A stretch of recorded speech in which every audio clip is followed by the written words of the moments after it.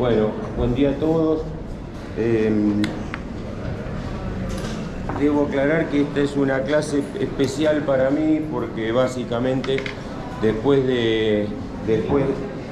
¿se escucha? Sí, después de unos años de trabajar en la Ruta 5, llegamos a lo que es la localidad de Bragado, que es de alguna manera el lugar, digamos, donde yo me crié de los 3 o los 2 años a los 18, y donde me escolaricé y donde de alguna manera me transformé en un ser de una ciudad, básicamente, y ahí me crié también como ser urbano. No se puede hablar de estas ciudades sin hacer una referencia histórica a lo que significan estas ciudades y el motivo por el cual surgieron, básicamente, ¿no? Hace unos días, escuchando una charla de la Fundación Marx sobre los sofistas griegos, aparecía la importancia de la filosofía en la constitución de las ciudades y cómo era necesario esto para fundar un Estado de Derecho y dilucidar las cuestiones entre los ciudadanos. La clase se va a desarrollar básicamente en 4 o 5 ítems. Uno es el panorama general de la historia nuestra, de la Argentina, que genera o funda la necesidad de estas ciudades. En segundo lugar, el estudio de antecedentes. Hay un trabajo muy importante hecho por la cátedra en 2023 y 2022, y llegamos ahí a la ciudad nuestra que estamos ahora trabajando, ¿no? Y tomadas algunas conclusiones o reflexiones, conclusiones no, porque las conclusiones las van a tomar ustedes básicamente, van a hacer un ejercicio proyectual sobre una ciudad y lo importante es que ustedes la puedan repensar, pero para repensar primero hay que conocer, ¿cierto? Y entonces esta estrategia de conocimiento sobre esta ciudad después también tiene que desembocar en pensar no solamente qué nos pasa a nosotros como región o como localidades, sino qué pasa en el mundo con respecto a estas ciudades y qué pasa con el crecimiento de las ciudades en la historia y en la actualidad. La escala intermedia o el urbanismo urbano como articulación entre arquitectura y la planificación. Esta es una frase del arquitecto Rese, que nos viene a visitar en algunas oportunidades, aclarando cuál es la incumbencia de un proyecto urbano.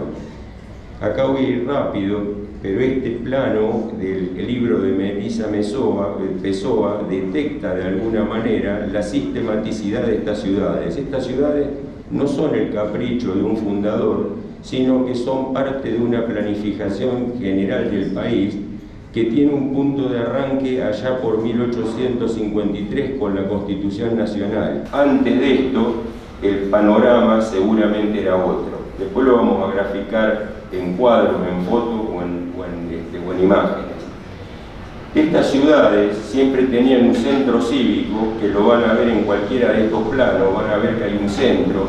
En ese centro se fundaban las instituciones que eran los ladrillos para construir una nación: educación, justicia y el poder cívico, ¿cierto? O sea, y también el poder religioso, de alguna manera. O sea, somos latinoamericanos, y estas ciudades tienen una diferencia también con otras ciudades del mundo, ¿cierto? Pero Damero tenía algunas ciudades de trazado ideal, ¿cierto? Y algunas ciudades que tenían variaciones o alteraciones. Esas variaciones o alteraciones solían estar dadas por temas naturales o solían estar dadas por algunas incumbencias relativas al transporte o cómo se emplazaba el edificio, la trama respecto del lugar donde se insertaba. ¿Por qué están rotadas?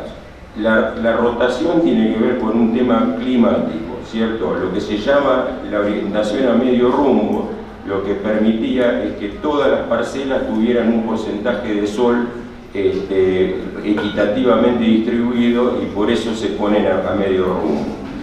Como van a ver ustedes, estas ciudades, y esta que es un caso bastante modelado, típico, tenían ya desde su origen unos anillos que eran el anillo urbano, el segundo anillo que pertenecía a las pequeñas parcelas de chacras, le seguían otras parcelas relativamente más grandes que se disputaban en esas parcelas la microproducción para dar alimentos a la zona, y después por fuera aparecían las grandes estancias, ¿cierto? Pero este trazado en anillos lo que representaba de alguna manera es algo que se fue desvirtuando a lo largo de los años, ¿cierto? Había un área urbanizada, una subárea, y después había un área complementaria y el área rural, dicho de una manera.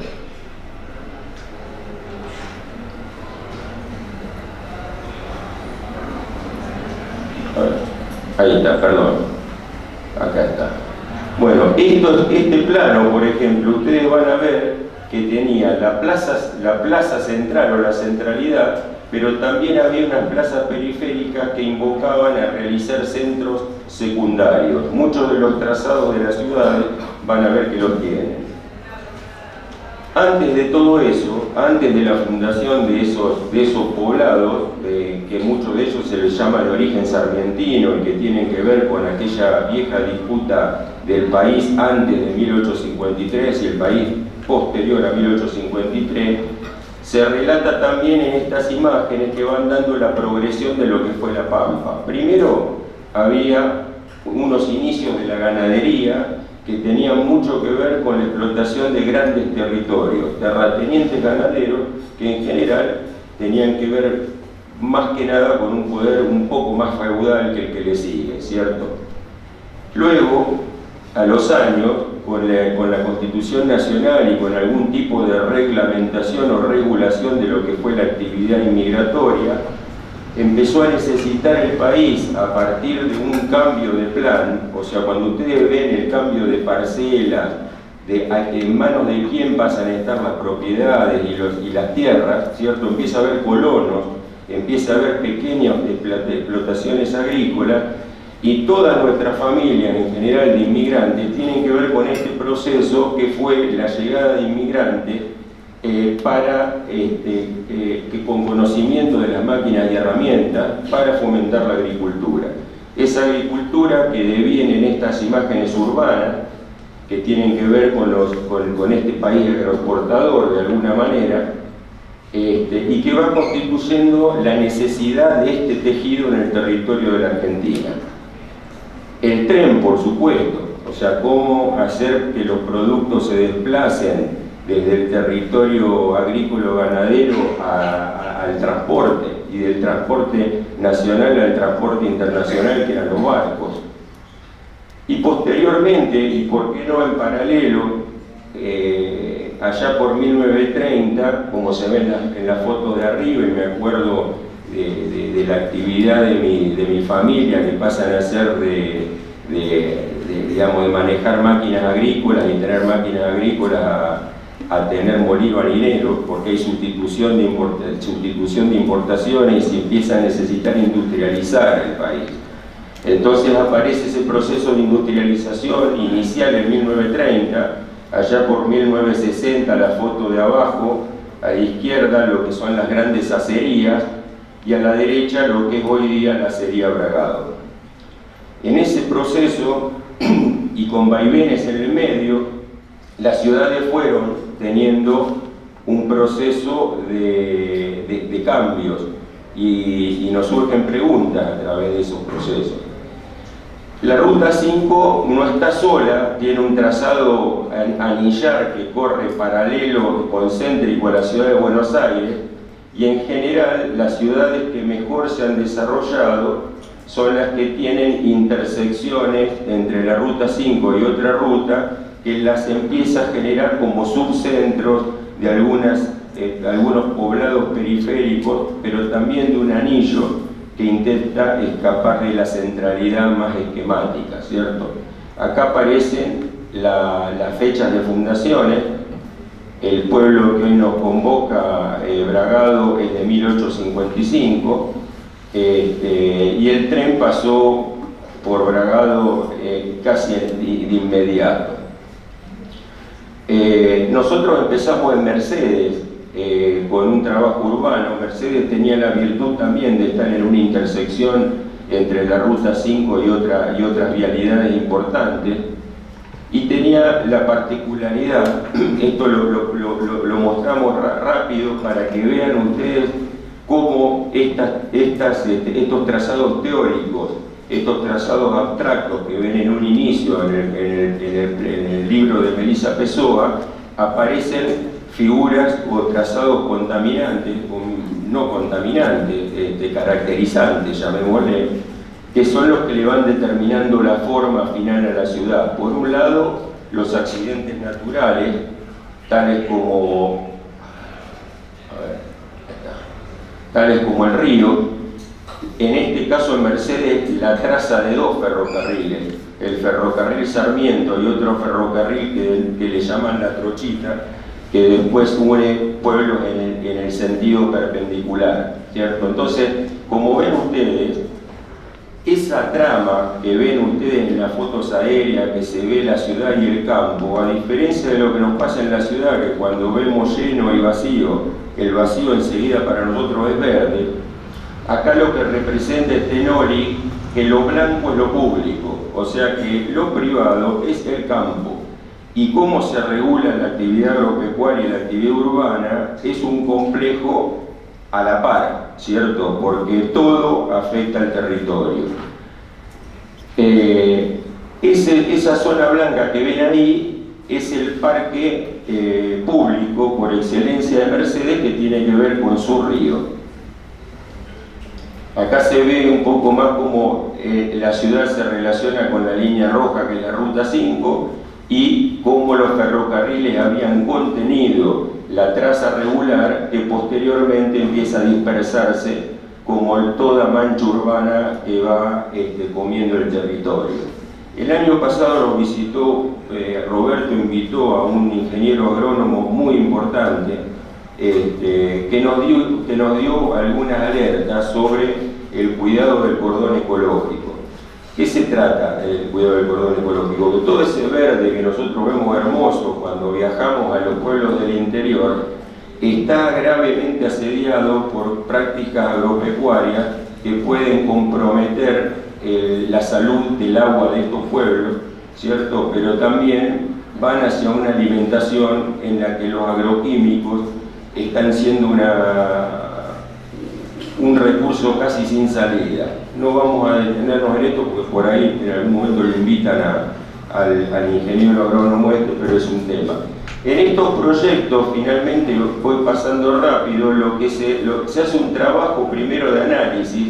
Ese trabajo de análisis detecta zonas de intervención y los alumnos de diseño 5 se abocan por grupos a constituir un plan urbano conjunto a partir de zonas de intervención, ¿cierto? En Chivilcoy, que es la ciudad por excelencia, le llamaban Proyecto Sarmiento, ¿cierto? Y uno recuerda los textos de Utopía de Tomás Moro y recuerda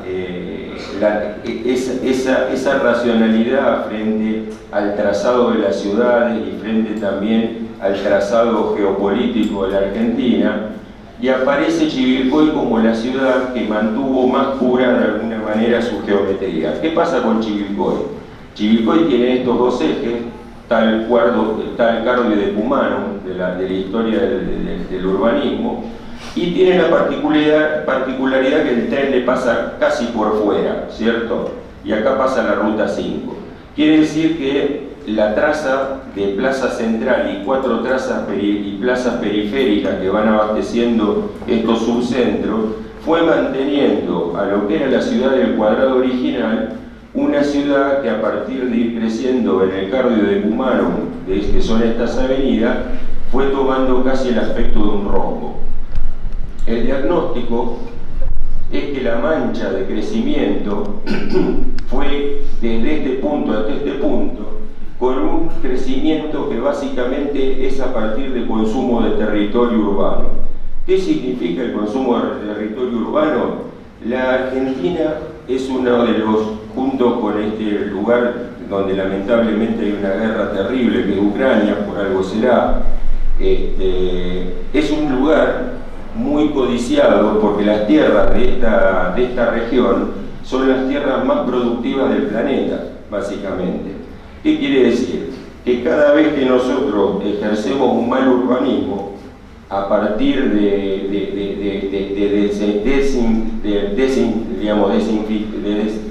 la poca densificación del centro y el desparramo sobre la periferia, sucede que nos estamos comiendo territorio productivo, ¿cierto?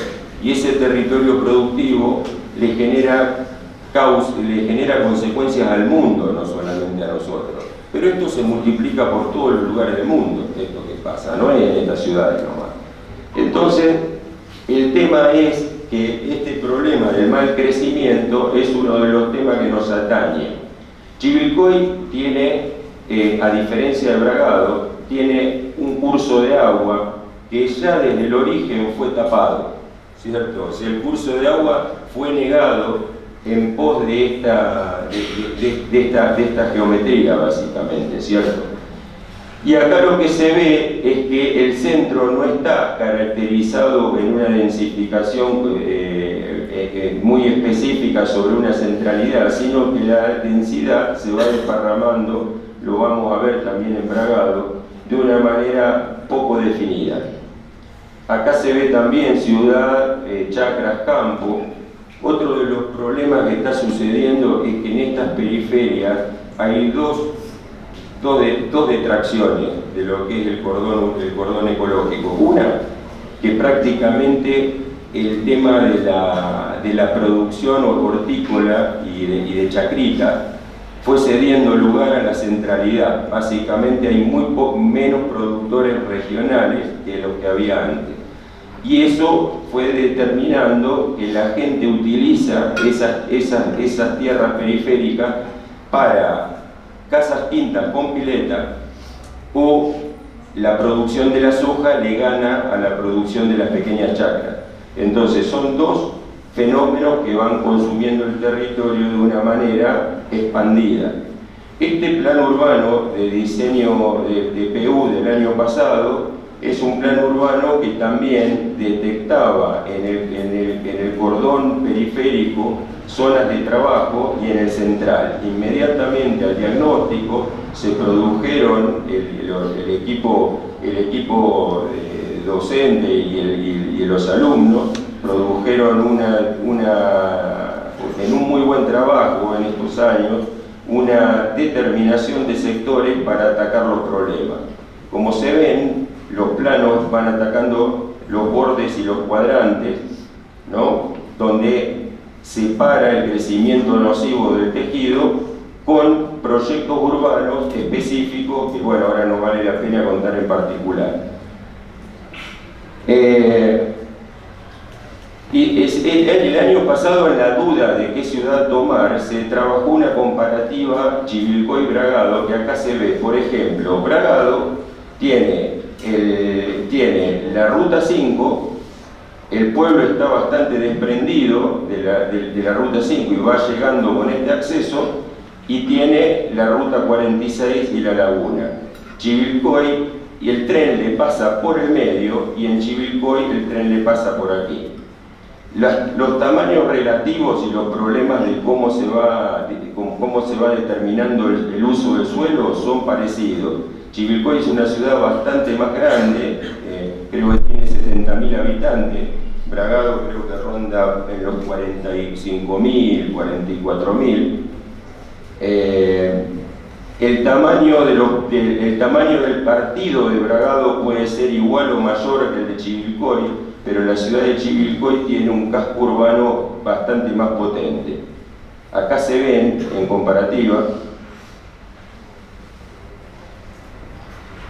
y ahí se ve, por ejemplo, en el caso de Chivilcoy tiene un transporte público mucho más desarrollado, y en el caso de Bragado el transporte público, si bien acá no está marcado, pero tiene un transporte público anillar con mucho menos densidad que en el de Chivilcoy.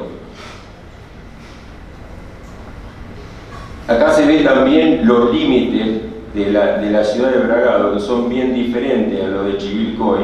En Chivilcoy había un territorio en lo que veían ustedes, los lados del cuadrado van perdiendo límite concreto. En el caso de Bragado tenés un arroyo auxiliar del Salado que termina en la laguna de Bragado, el propio ferrocarril con un ramal acá abandonado, y la ruta 5 y la ruta 46.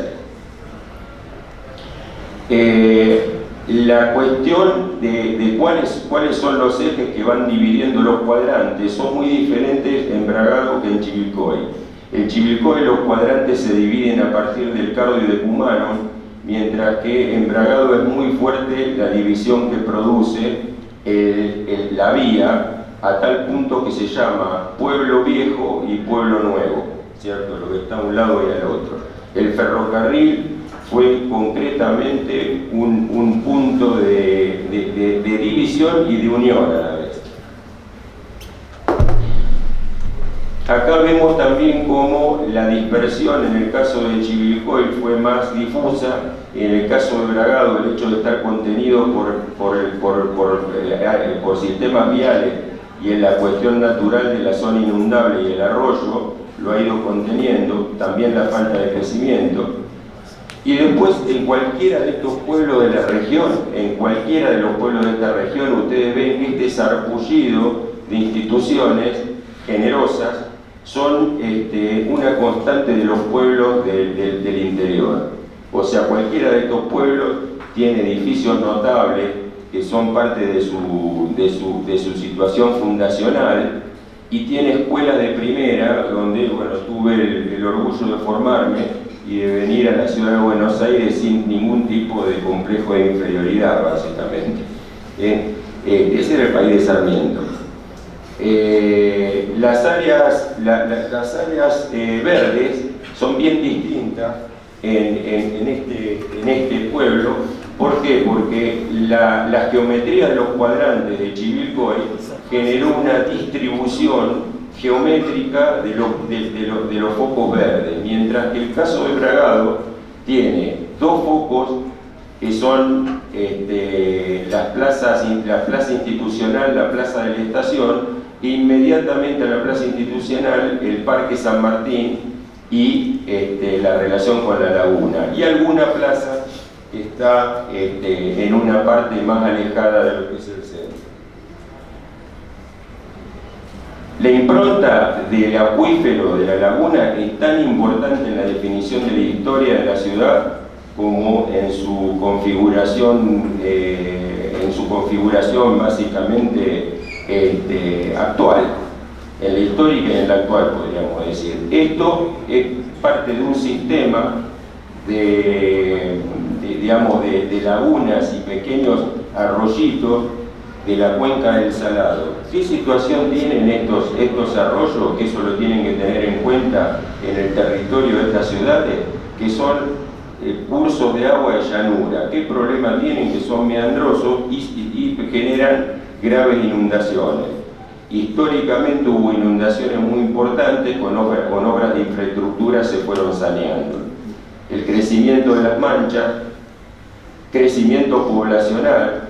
Ustedes van a ver, por ejemplo, que Chivilcoy y quizá Mercedes, con actividades ciertamente definidas, Mercedes por el tema judicial y Chivilcoy por tener muchas pymes industriales más que Bragado, no tuvieron esta caída que se ve acá, que fue producto también de la desindustrialización. Bragado dependía mucho de una industria que es la acería Bragado. Recién ahora, en la pandemia, se produjo en todas estas ciudades del interior un éxodo que tiene que ver con la búsqueda de calidad de vida y el trabajo a la distancia. Este otro dato de censo lo que detecta es que el problema es que cuando terminan la secundaria, los muchachos, como yo, se van de la ciudad, y eso genera una caída poblacional de una franja etaria productiva que está generando un vaciamiento y un deterioro de las áreas céntricas, ¿cierto? Bueno, acá ven el partido, la traza y sus relaciones. Los dos accesos. ¿Qué significan los dos accesos? Los dos accesos son polos de tracción muy bien caracterizados. En el caso de Bragado no son iguales, no juegan en lo mismo.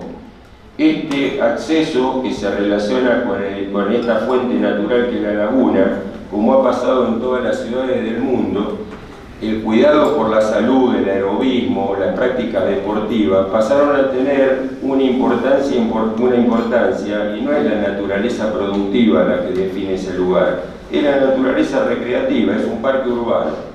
Y ese parque urbano le dio cierto glamour a la zona, no sé, cuando ustedes lo vean, por ahí me dicen que no es así, ¿no? Pero es algo que produjo una situación de uso muy intenso a nivel diario, mientras que este acceso, que es el de la Ruta 5, que es la ruta más importante sobre la que da el territorio, la que tiene más que ver con el eje productivo capital interior, se empezó a deteriorar de alguna manera en función de los vaivenes que ha tenido la industria en todo este periodo. No así el campo. El campo en la ciudad siempre fue como la figura que mantiene la economía más pareja, pero estos pueblos sin industria no crecen. El otro punto es la avenida Sarmiento y el límite del cementerio, ¿cierto? Es un pueblo de dos focos, como el barroco, podríamos decir, no tiene una centralidad. Sin embargo, los años han ido cambiando el peso de del centro de gravedad. El centro cívico siempre fue importante, pero la estación de trenes también fue un foco muy importante de la comunicación en la vida de Bragado. Entonces, la unión de esos dos centros generó lo que es el centro y la vuelta del perro, que le llaman a los pueblos. Los autos el fin de semana hacían toda esta vuelta y la gente salía a pasear, a pararse en algún lugar. Mucha gente paraba frente a la estación a ver quién llegaba y quién se iba, aunque no fuera, ¿no? Esto que parece como un cuento de Dolina esto, pero es así. Hablaba de los accesos, hablaba del tren, hablaba de esos límites físicos. Sin embargo, el tema de esa línea verde que ustedes ven ahí, años atrás era el Bajo. ¿Qué era el Bajo? Era un lugar inundable, un lugar donde crecía el pueblo de la manera más irregular, ¿cierto? Sin embargo, hoy el plan urbano de Bragado lo tiene como área de reserva, o sea que los humedales dejaron de ser un problema despectivo para ser una fuente natural que hay que cuidar para cuidar la ecología. Los inicios de Bragado anteriores a 1853 tienen que ver con fortines, cantones, y esa foto que vimos al principio de la explotación agroganadera, que iba disputándose el límite con los indios. Bragado se llama Bragado por un caballo de Braga Blanca, que voy a hacer la anécdota corta, pero es un caballo que es el símbolo de la libertad, ¿cierto? Porque básicamente es un caballo rebelde que nunca lo pudieron domar y que eligió tirarse de un barranco y ahogarse antes que lo agarren los gauchos, ¿cierto? Básicamente. Entonces, de ahí viene ese nombre que es bastante poético, que es lo que más me gusta de la anécdota. Yo nunca encontré el barranco en Bragado, personalmente. Pero dicen mi señora dice que existió y me lo discute, pero bueno, es así la cosa. La plaza es una plaza que ha tenido una configuración neoclásica de toda la vida, o sea, no es una plaza que ha ido cambiando con las modas, es una plaza que se mantiene. Lo paradójico que pasa en toda la ciudad, cuando ustedes lo vean, la gente tiene bancos en la puerta, porque la gente necesita la socialización. Hay un problema de fobia al territorio abierto. Ustedes si van a estos pueblos, ¿qué tienen? las casas en línea municipal. Por más baja densidad que haya, las casas de manera dominante están en línea municipal. Y la gente pone un banquito afuera y la plaza tiene los bancos mirando para la vuelta del perro, para afuera, ¿cierto? La gente socializa mirando al otro, ¿cierto? Es algo así. Por lo menos hasta que yo viví era así, creo que todavía. Esto fue un concurso nacional, la Municipalidad de Buenos Aires, concurso nacional, la iglesia, acá nos casamos con mi señora. El Colegio Nacional de Bragado dicen que es de Bustillo, y puede ser, esas ochavas son muy de Bustillo. El Teatro Constantino. Teatro Constantino es la donación de un tenor que había nacido en la ciudad, era vasco, ¿cierto? Creo que era cerca de los Pirineos, no recuerdo qué localidad. Viene como trabajador agrícola a la zona, pero el tipo cantaba, tenía buena dicción, era un tipo que cantaba muy bien, lo mandan a estudiar a Europa, triunfa, parece que fue un tenor increíble, y en donación al pueblo y agradecimiento a la Argentina hace este teatro, que este teatro es parte de la disyuntiva de Bragado. Si Bragado es la fiesta del caballo o es el Teatro Colón, ¿cierto? Y es lo que siempre se mantiene, esa cosa doble de la cultura del interior, ¿cierto? Que es el ser de la raíz de la tierra, pero también el ser cultural, el ser de las dos culturas, la cultura regional y la cultura global. Constantino fue eso, y en ese teatrito que ven ahí, mi vieja tocaba Gershwin, ¿cierto? De chica. Y en ese teatrito que ven ahí también estaba Mercedes Sosa, ¿cierto? Y no estaba la grieta. La Argentina era un solo país. Este es mi querido colegio. Acá hice desde jardín hasta el secundario, completo. Y este es el lugar de nuestro difunto, ¿cierto? En el límite de la ciudad es la fachada. El cementerio era un límite, no era una cosita, no era un parque como se dice, como le llaman ahora, un parque de la memoria. También hay un parque de la memoria, ¿verdad? Porque en todos los pueblos pasa lo que pasa en las ciudades. Y esta fachada, detrás de esta fachada, había bóvedas que podrían ser de Sullivan Adler, de Olrich, o sea, cosas así, cosas, ¿no? O sea, el tren y la estación en su diferente, y estos son hilacería. Digamos que estos son como los hitos, que algunos son instituciones, otros no, pero son las cosas que le fueron marcando juntos al pueblo, ¿cierto? La acería, por ejemplo, tiene una nave de 2,1 kilómetros de largo, que si medís alguna parte del pueblo es la tercera parte del pueblo, por ejemplo. ¿Qué le pasa al territorio? A diferencia del conurbano bonaerense, todavía conserva la estructura verde de los pulmones. Sin embargo, si nosotros quisiéramos en este plano detectar dónde está el centro, prácticamente no lo encontramos. Y acá, donde está la avenida, la calle Pellegrini, ¿no? Y la calle Rivadavia, es el centro. Quiere decir que el centro con los años no ha sufrido una gran transformación. Esta es la casita de mi familia, que pasó 3 generaciones.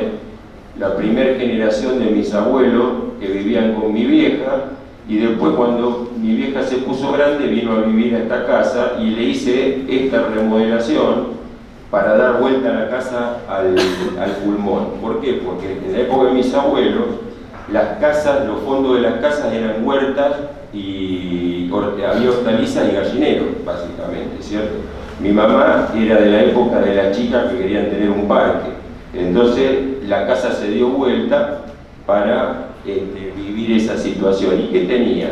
Sigue teniendo el banquito allá arriba y tiene los frutales y los árboles que vi crecer cuando era chico. Esta casa hoy día va mi hermano cada mes más o menos. Yo quisiera ir más seguido dentro de poco, pero bueno. Está pasando eso. Alrededor de esa casa vivían todas las personas que vivían cuando yo conocía, que eran los abuelos de mis amigos o los conocidos de mis abuelos, pero el tejido social de esa zona no se ha recuperado y tiene un stock físico urbano buenísimo que tendría que estar ocupado. Y sin embargo aparecen estos edificios. ¿Son necesarios en el centro de la ciudad exactamente estos edificios? Ese va a ser un trabajo para pensar cuál es el verdadero crecimiento de este territorio. El Hotel Col, que está allá a la izquierda como una tipología más pura, y acá ya una tipología, si se quiere, más degradada, ¿no? La de la izquierda. Ahora, los pueblos estos, ¿son solo ellos? ¿O qué es lo que los alimenta? ¿A qué otro sistema pertenecen? Yo intenté en estos óvalos rojos marcar aquellos pueblitos que en aquella época que la red ferroviaria funcionaba totalmente, eran los lugares de abastecimiento de áreas rurales y puntos que se relacionaban donde el centro de esta mini región es Bragado y después hay periferias, ¿cierto? Y esas periferias hay una muy importante que tiene que ver con el ferrocarril, que es en los talleres Mecha de la Ruta 5, Mechita. Esta es la estación, estas son las casas ferroviarias que hicieron los ingleses, y acá abajo a la derecha un parador que se llama Warne, que es una foto pero podría ser un cuadro de Molina Campo. O sea, tranquilamente, o sea, vos te alejás un poco entre cerrar los ojos y es la paleta de lo que es la Pampa. Estos son estos pueblos y no son un tema menor como tema. ¿Qué se hace con estos lugares? Yo no sé, es lo que tenemos que pensar, ¿no? En general. Nos preguntamos qué pasó en estos últimos 40 años, ¿no? ¿Cómo afectó el cambio de valoración de las instituciones? O sea, ha cambiado el foco de la valoración de las instituciones del siglo XIX.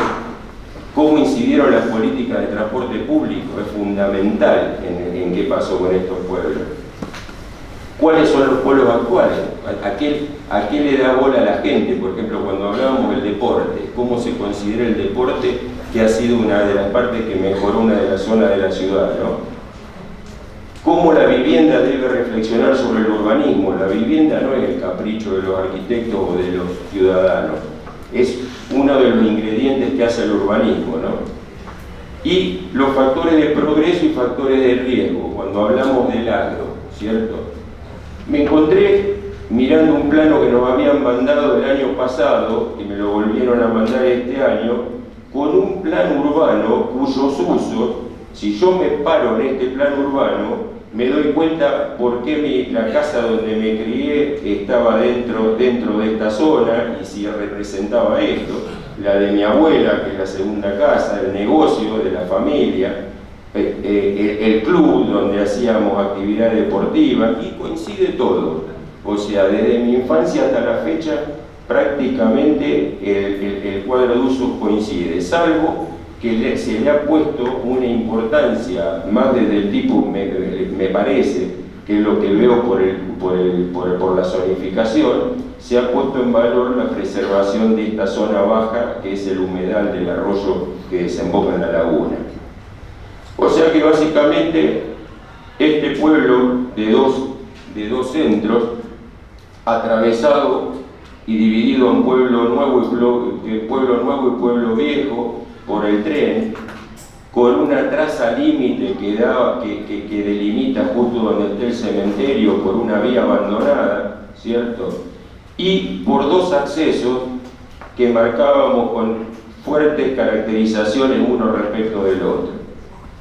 Evidentemente, las áreas verdes públicas llevan a que la residencia quiera estar más cerca de este lugar que de este.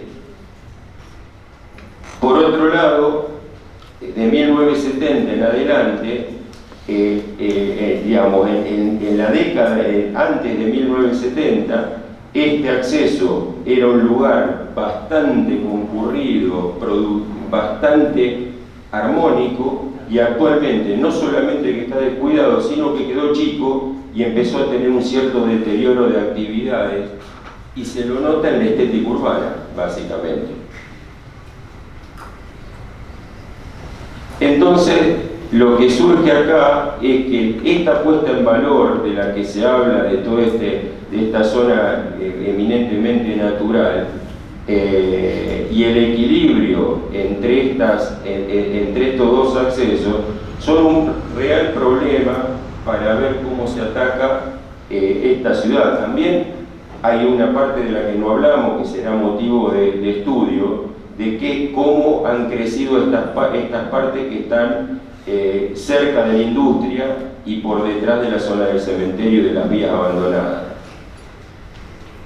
Esos desequilibrios son parte para resolver. Y acá en esta imagen muestro este tema de lo que significa Bragado, ¿no? Significa este tema ecuestre, rural, como la primera foto anterior a 1853, que se festeja con la fiesta del caballo también, de toda esta cosa más telúrica, y también significa esta cosa más de la cultura como hecho global, ¿cierto? Las dos cosas a la vez, la guitarra, el payador, el tenor, o un conjunto de jazz invitado a tocar a la ciudad de Bragado.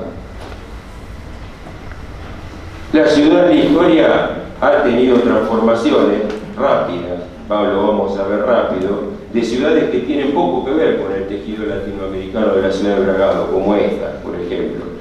De ciudades como esta, Barcelona, que tiene más que ver con el tejido que estamos hablando, y que generan un tipo de ciudad distinta una y otra.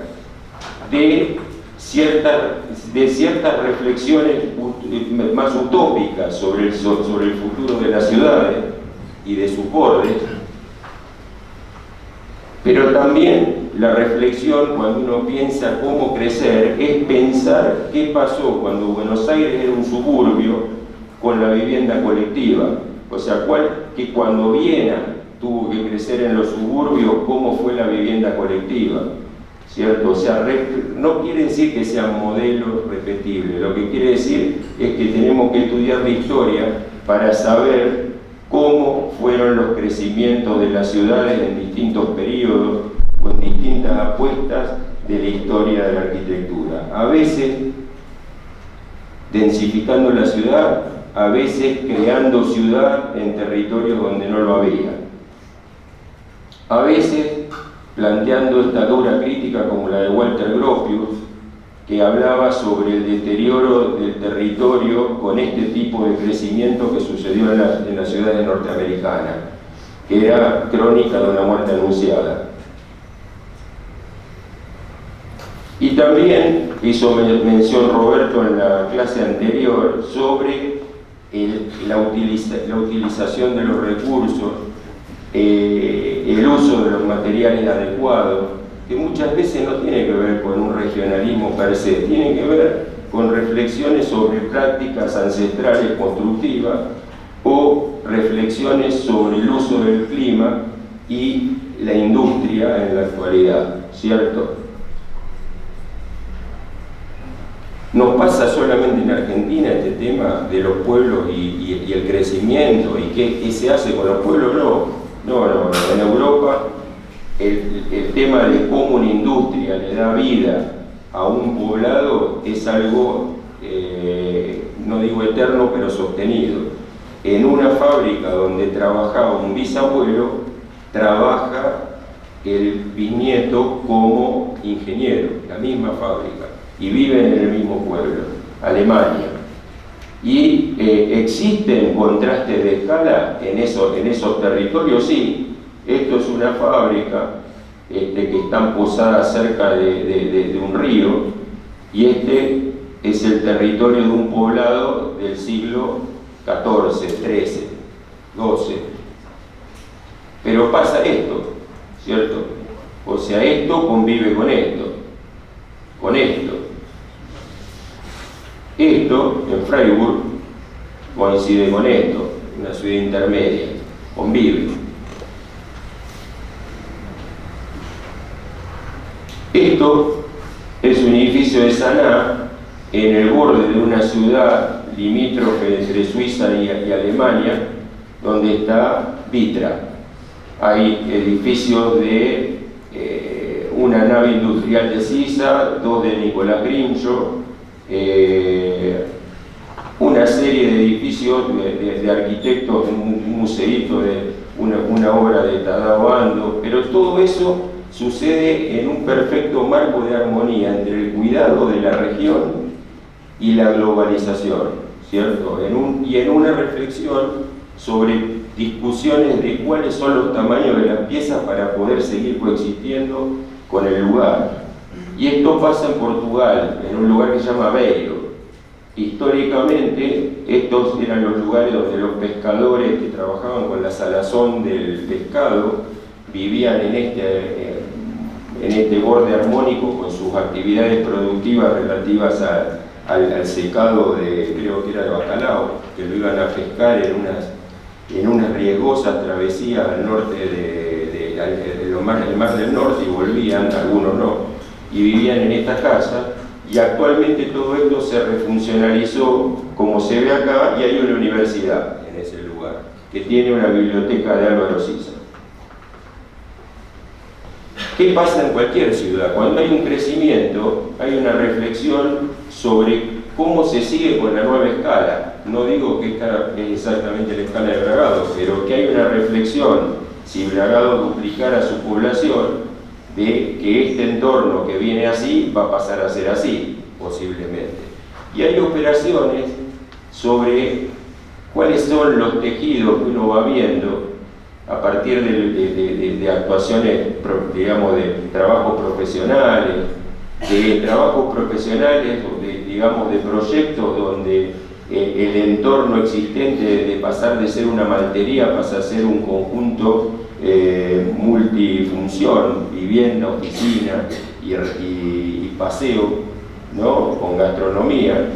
Y también la reflexión de lo que significa los edificios en relación al horizonte, en relación no solamente a la ciudad, sino en el borde o en relación a los límites, ¿cierto?, a las periferias.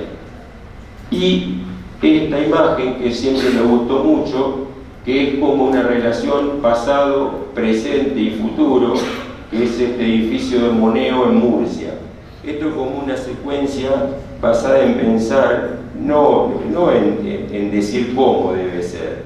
Es que evidentemente el mundo proyectual, la arquitectura tiene opciones, pero las opciones son parte de una discusión que nos tenemos que dar, ¿cierto? Que nos tenemos que no las damos por hecha. ¿Ha muerto la arquitectura de masa? Se me ocurrió preguntar hace un tiempo. No, tampoco va a morir la de vidrio, pero nos debemos esa reflexión, ¿cierto?, entre el cuidado de nuestras raíces y potenciarlo para ver qué es lo que pasa en el mundo que es mejor, ¿cierto? Cómo ser mejor desde nosotros mismos. Así que bueno, con esto y con estas tres líneas terminé la clase.